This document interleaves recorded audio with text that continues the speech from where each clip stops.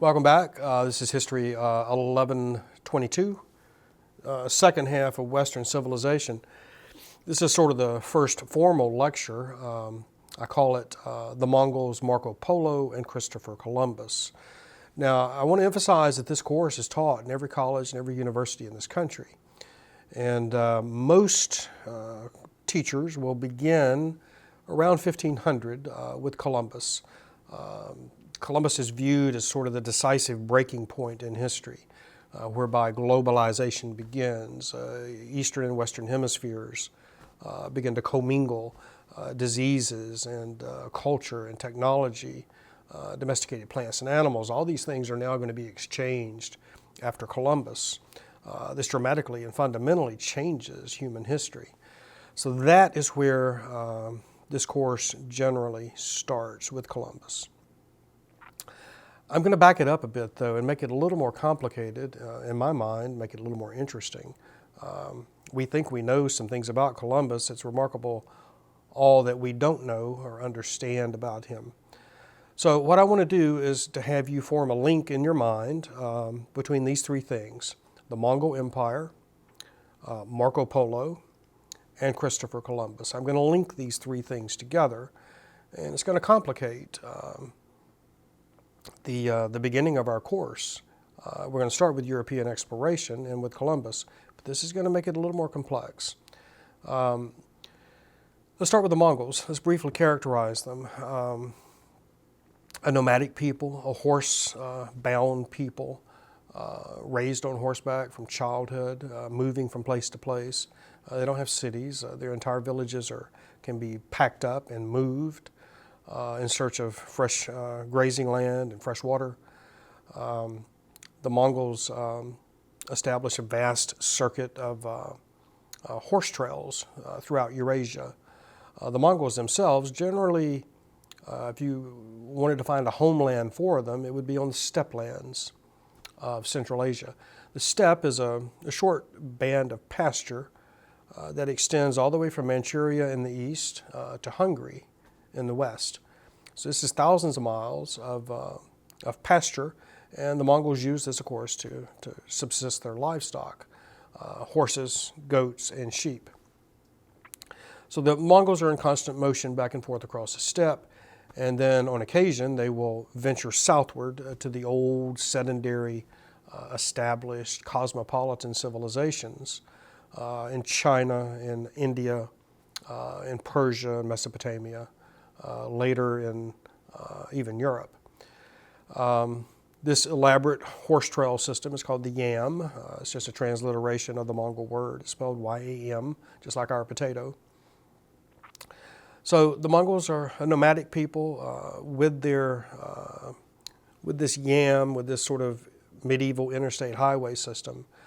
The Mongols managed to overrun much of Eurasia in the 13th and 14th centuries. They overrun China, India, Persia, parts of Mesopotamia. They extend deep into the Middle East before finally being defeated. They extend into Poland and Hungary in Europe before withdrawing. They overrun the early Russian state as well. So the Mongol Empire, probably the largest land empire in history, patrolled by the Mongol horsemen on the yam. This is significant because it allows for safe passage. Traders and merchants and missionaries and diplomats and travelers can move relatively safely and quickly across Eurasia on the Mongol system. There are stations every 25 or 30 miles on the yam, fresh water, fresh horses and hay, place to rest, food, things like that. So it's significant because it allows East and West to commingle. It allows these cultures to mix. It allows for a vast trading circuit. You've heard of the Silk Road, the ancient trading route between China and Rome. Well, this sort of revives it and extends it. It's not only East and West, but it's North and South. Now, Marco Polo is part of a Venetian merchant family. As a young man, he accompanies his father and uncle to China. As an adult, he will return And he claims to have spent, I think, about 17 years in China. Now, the ruler of China, and whether you know anything about Chinese history or not, you probably are aware that China divides its political history up into dynasties. The Sung dynasty, the Tang dynasty, the Ming dynasty, on and on and on. Well, the China at the time of Marco Polo is governed by the Mongols, who have overrun China. The Mongol ruler over China is Kublai Khan. You may have heard of Kublai Khan. He's quite famous. His grandfather is even more famous, Genghis Khan. Most people have heard of him. So Kublai Khan is the Mongol ruler over China. This dynasty is called the Yuan dynasty, Y-U-A-N. And this is the man for whom Polo claims to have worked for almost 2 decades. At a high level, he's a sort of a diplomat for the Great Khan. He carries out economic missions and diplomatic missions for the Great Khan. Now, Polo, after spending about 17 years in China, will return finally to Venice, in what today we call Italy. And while there, he gets involved in a dispute, a conflict between the various Italian city-states.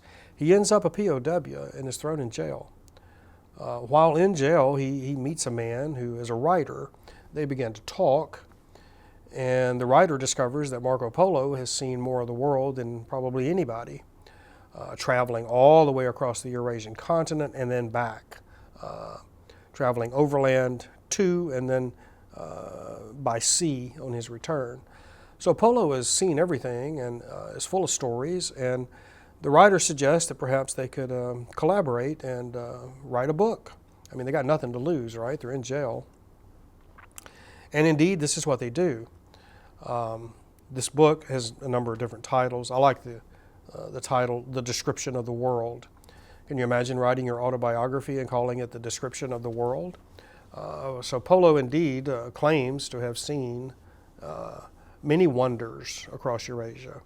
Of course, this book is still available in every library, every bookstore, every university. You can read it today. What's curious about all this is that in 1492, when Christopher Columbus is preparing his voyage to go back to China to shake hands with the Great Khan that he's read about in Polo's book, Columbus has 2 books aboard his ship. The Bible. Columbus, of course, is a devout Catholic, and he uses the Bible for more than just faith. He uses it for information. He has Polo's book as well, The Description of the World. I think we still have the copy, Columbus's copy of Polo's book. I believe it's in a museum in Seville, under glass. I can imagine the pages would disintegrate if they were exposed to the air now.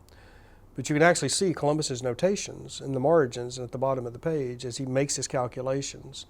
Of course, Marco Polo spends a great deal of time talking about the wealth of the East, its spices and silks and so on and so forth. So we have Columbus being inspired to go back to China by Polo's book. Polo, of course, claims to have worked for the Great Khan for nearly 2 decades. This is the link that I want you to make. This book by Polo it fires Columbus's imagination. He sees himself becoming a wealthy and powerful man as a result of his project to go to the East. When we get back, we'll talk about Columbus's pitch. That is how he convinces the King and Queen of Spain to financially support his project. We'll talk about Columbus's maps. We'll try to get inside the great admiral's head to understand what the world looked like to him, because I can assure you it looked very different to him than it does to us today. We'll talk about those things that Columbus wants, those things that he desires in the East, the gold and the spices and the Christian converts and things like that. And then we'll finish up Columbus with the Columbian Exchange, where we'll talk about that great exchange of culture and disease and ideas and technology and food domesticated plants and animals, and on and on and on, that sort of fundamentally change human history. So that's what's in front of us, and we'll pick it up next time. Thank you.